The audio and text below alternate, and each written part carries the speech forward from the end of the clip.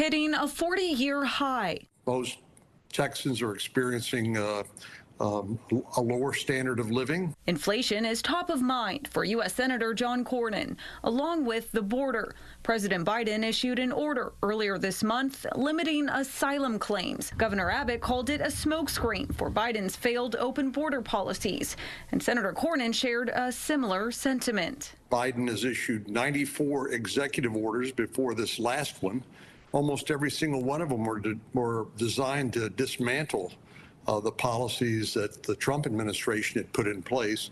And you look at the math, you look at the difference between what happened under President Biden and then what happened under President Trump, and you can see that clearly what President Biden was doing was opening things up. And that's, again, documented by the numbers. The problem, in addition to just the overwhelming of our resources at the border and our border communities, is obviously the fact that criminals, potential terrorists are exploiting this vulnerability. So this has been an unmitigated disaster, and I think this latest executive order is mainly a fig leaf.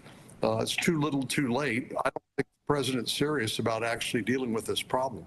President Biden's potential adversary in the 2024 presidential election was charged with 34 felony counts of falsification of business records. Senator Cornyn weighed in. I spent 13 years on the bench in Texas as a trial judge and a Supreme Court justice. And when I look at what happened, the charges that were brought against President Trump, which were basically misdemeanor charges that were leveraged into a felony case by a bogus association with federal election law that the court actually didn't have jurisdiction of.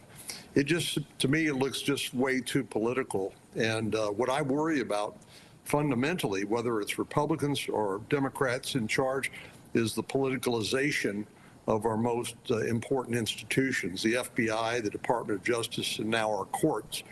And I've been in politics long enough to know that once one side does it, then the bar is lowered. So the next time that the minorities and the majority, that they will then use the same precedent. So I think this is really a bad development. I fully expect President Trump to be vindicated on appeal because most of these charges were barred by the statute of limitations. And so I hate to see the weaponization of the courts. As we head into summer, eyes are on the Texas power grid. While the state legislature has jurisdiction over ERCOT, Senator Cornyn noted the federal government has a role to play. There are other factors at play. One is the fact that our adversaries are using cyber attacks, which can shut down the grid at key moments. Utilities, we've seen some examples of that.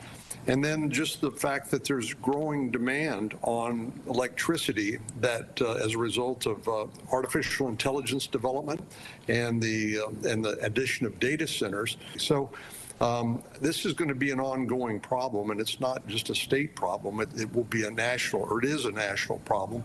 When asked about his thoughts on the state of affairs in our country, he says, it's dangerous, but I'm optimistic. The difference between the United States and other countries is we have the capacity to make mid-course corrections. And we do that through the election process. I think it's the most dangerous time for our country and the world since World War II. We've seen what's happening in Ukraine, what's happening in Israel with Iran on the march, North Korea, now China threatening peace in Asia and the South China Sea. So I am optimistic because I know we can change, but we need to be able to make the case to the American people because public opinion is everything.